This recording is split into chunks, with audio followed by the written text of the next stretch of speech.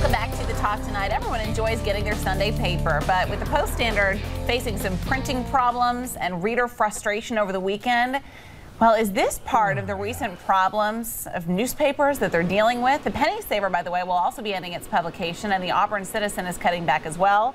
So what can we expect, and is there any hope that we will still have good quality journalism in our community to look forward to? Michael Benny joins us for The Talk Tonight, as he does every night. Welcome back from vacation. You look well rested and tan. Well, I'm ready to go. Yeah, you probably was reading your Penny Saver when you were on the cruise. I was not. The Penny Saver, I've asked them repeatedly to stop delivering because I don't look at it. And there's some people on our Facebook page who are saying the same thing. It just sort of collects.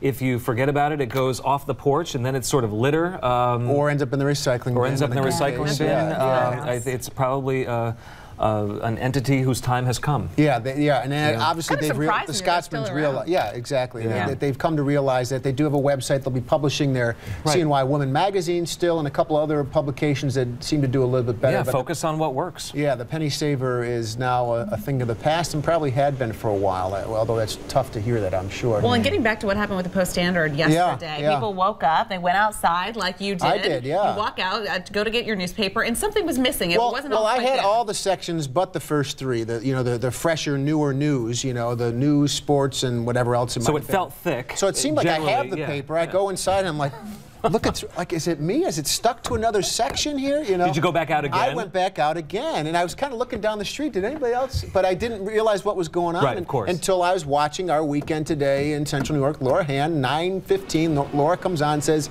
"Here's what happened. The printing press stopped. Not supposed to happen, right?" And so the paper was delayed. I still haven't seen the front section. I guess what's it matter now? It's all old news. But they have said that they're going to continue delivering them by tomorrow morning. You'll be still getting your Sunday paper. I know. What's the point? I mean, in terms of what you need from it, and on a longer term basis, you had the coupons and the ads, I guess. So but I tend to believe at face value what they said, that it's not a problem with staffing at the paper. That's not why they had these technical problems over the weekend printing it. I mean, I think there's certain things you just at least have to take it on face value that is true, that they won't have this problem going forward. But it sure did compound the already poor perception of the newspaper in the last couple of months for the downsizing. Well, because all eyes have been on them. Everyone wants to know, now we're going down to 3 days a week delivery, and what is this really going to mean for us? So it's kind of unfortunate that it happened at this particular time when so many eyeballs are on them. Well, it comes at a terrible, terrible time for the Syracuse Media Group.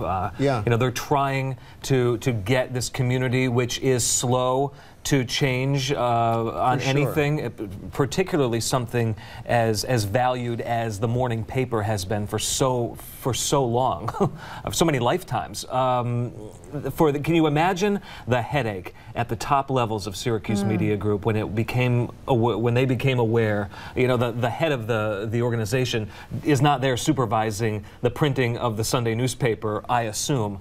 When he gets that phone call, what a tremendous problem. And then there's the irony of how do you handle a crisis in any business, and then the irony in this case that they're making this transition to being a web-based business but didn't use the web to tell people, here's what's going on, while you're not getting that printed edition till well after the problem had taken place. Yeah, the first indication on Syracuse.com, according to Laura Hand's reporting, was that it was sometime at 10 a.m. I mean, a couple that hours is on a Sunday morning when the paper arrives pre-dawn. That's a lifetime. We should add too that the Post-Standard is not alone, or the Penny Saver, in having these financial problems in the newspaper world. That the Auburn Citizen's now cut back its Monday delivery. The United Daily Dispatch, and granted a smaller paper, but has also gone to just a few days a week. So lots of changes. It's a transition time. There's no doubt about it. We'll come out of it okay, but a lot of new things going on, that's for sure. Thanks for participating in the talk tonight. Many of you have been commenting on our website and our Facebook page about all of these stories. We encourage you to join that conversation.